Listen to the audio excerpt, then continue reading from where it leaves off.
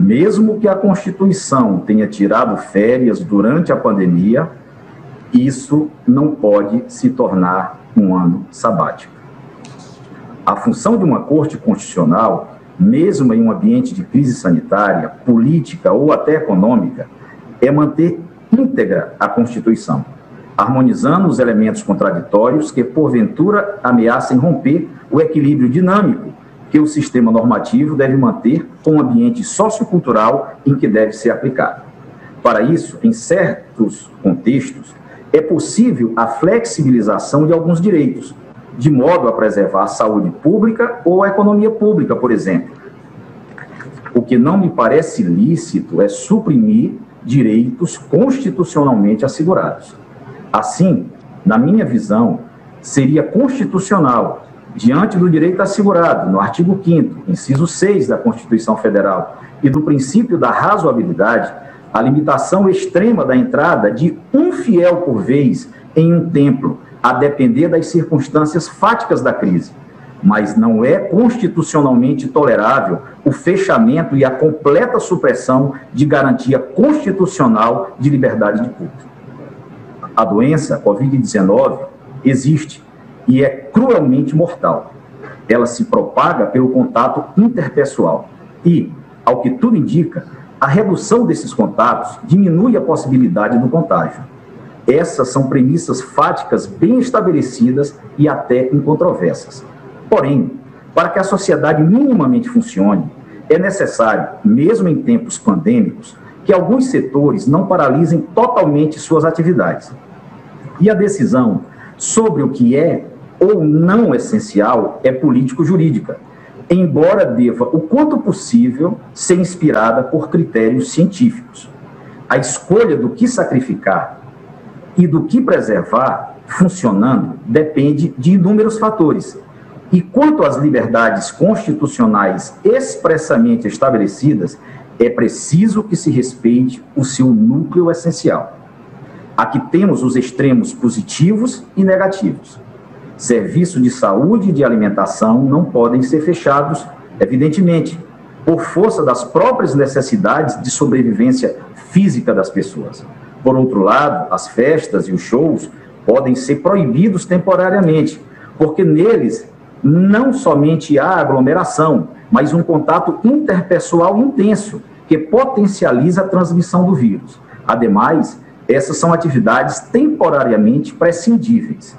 No meio desses extremos, há uma vasta zona cinzenta de serviços e atividades sociais que podem ser atraídas para um polo ou para outro, a depender das decisões das autoridades. O certo é que, mesmo as igrejas estando fechadas, nem por isso estará garantida a redução do contágio, dado que outras formas de contato interpessoal permanecerão ocorrendo normalmente. Os estados de São Paulo e de Minas obtiveram em março deste ano o mais elevado número de mortes por Covid-19, e ambos estavam com as igrejas fechadas. Então, qualquer estratégia administrativa e normativa que vise a minimização do contato social deve distribuir de forma proporcional e ponderada o ônus da pandemia, levando em conta os pesos que a própria Constituição Federal atribui aos direitos e liberdades nela contidos. A liberdade de culto e a proteção dos locais de culto e das liturgias tem previsão constitucional expressa. Assegura a Constituição Federal do Brasil, no seu artigo 5º, inciso 6. É inviolável a liberdade de consciência e de crença, sendo assegurado o livre exercício dos cultos religiosos e garantida, na forma da lei, a proteção dos locais de culto e as suas liturgias. Aliás, os locais de culto sequer podem ser tributados pelos entes públicos. Artigo 150, inciso 6, a linha B da Constituição Federal, o que demonstra a sua alta dignidade. E isto para que o Estado não utilize seu poder de tributação como meio de coerção contra esta ou aquela religião. De certo, isso tem um significado constitucional que precisa ser considerado no momento da definição das medidas de polícia sanitária. É verdade que esta Corte, no julgamento da medida cautelar ADI 6341-DF, redator para o acordo, ministro Edson Fachin, declarou ser possível aos estados e aos municípios o exercício de competências concorrentes em matéria de adoção de medidas de combate à Covid-19, tais como confinamentos, restrições ao comércio, entre outras. No entanto, daí não se segue logicamente, como alguns querem crer, que os municípios e estados tenham recebido um salvo-conduto para agirem com extravasamento das leis e da Constituição. Senhores e senhoras, ministros, ministras, no decorrer da semana, parte da mídia, em razão da decisão que proferi, me alcunhou de negacionista, insensível e até mesmo de genocida. E, como acabei de falar, eu sou adepto do consequencialismo jurídico e tenho por hábito, sempre que possível, fazer análise da consequência das minhas decisões. E eu lembro de um episódio, mais uma vez, também demonstrando a preocupação e o labor de Sua Excelência, o presidente dessa Corte, quando proferi uma decisão na ADI 6630, que é aquela decisão do ficha limpa. Sua Excelência, o presidente, acionado que foi por vários segmentos do país, preocupado, entrou em contato comigo e eu asseverei ao presidente desta Corte: presidente, eu, durante a minha vida ainda como advogado, eu fui 2 biênios juiz de TRE. Eu fiz uma análise antes de proferir essa decisão, em que pese parte da mídia asseverar que eu acabei com a ficha limpa, eu posso lhe assegurar, de 550 mil registros de candidaturas de prefeitos, nós não teremos 10 problemas com prefeitos. E ele demonstrou, talvez até com dúvida, né? Bom, vamos à vida real. Tivemos 5 problemas com 2 ações tramitando no Supremo. E volto a repetir, é inviolável a liberdade de consciência e de crença, sendo assegurado o livre exercício dos cultos religiosos e garantida, na forma da lei, a proteção aos locais de culto e às suas liturgias.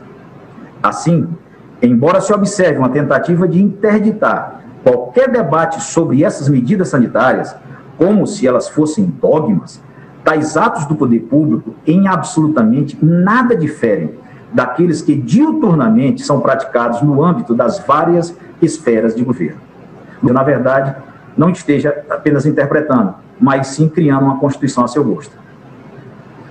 A religião, assim como a família, é historicamente anterior à ciência, ao Estado e a toda a indústria humana. Se estamos aqui usufruindo dos progressos científicos, industriais e da organização estatal, devemos isso, em alguma medida, ao pensamento religioso, que resgatou o gênero humano da escravidão dos sentidos.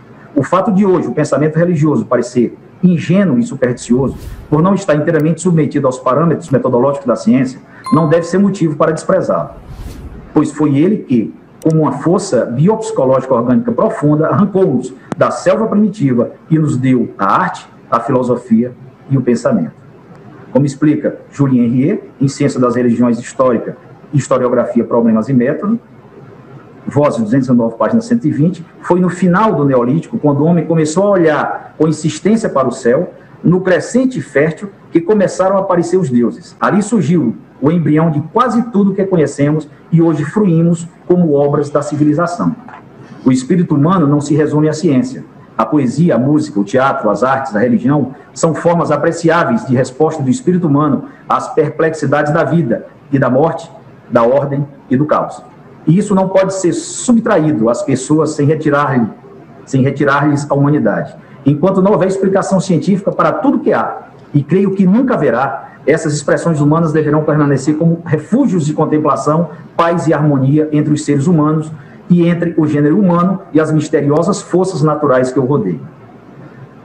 Ante o exposto, peço a mais respeitosa vênia ao eminente relator para, superada a questão de ordem, julgar procedente a ação e, declarando inconstitucional o disposto no artigo 2, do artigo 2º, inciso 2, da linha A, do decreto 65.563, de 12 de março de 21 do Estado de São Paulo.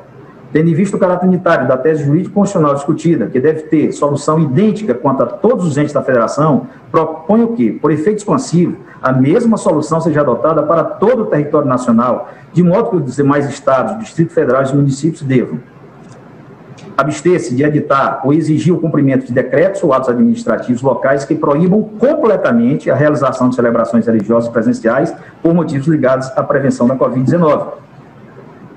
Aplicar nos cultos, missas e reuniões de quaisquer credos e religiões os protocolos sanitários de prevenção relativos à limitação de presença, no máximo 25% da capacidade e apenas a título de sugestão, durante as fases críticas da pandemia, além de medidas recomendadas pelo Ministério da Saúde, tais como distanciamento social, com ocupação de forma espaçada entre os assentos, ou seja, um assento ocupado, um assento desocupado, de modo alternado entre fileiras e cadeiras e bancos, observando que o espaço esteja arejado, o distanciamento entre pessoas de 1,5 metro, janelas e portas abertas, sempre que possível, obrigatoriedade quanto ao uso de máscaras, disponibilização de álcool em gel nas entradas dos templos, aferição de temperatura, fixadas estas como balizas mínimas, recomendando também outras medidas profiláticas editadas pelo Ministério da Saúde, sem prejuízo da possível e gradativa mitigação das restrições pelo Poder Executivo, conforme haja evolução positiva no tratamento de combate à pandemia. Como voto, senhor presidente?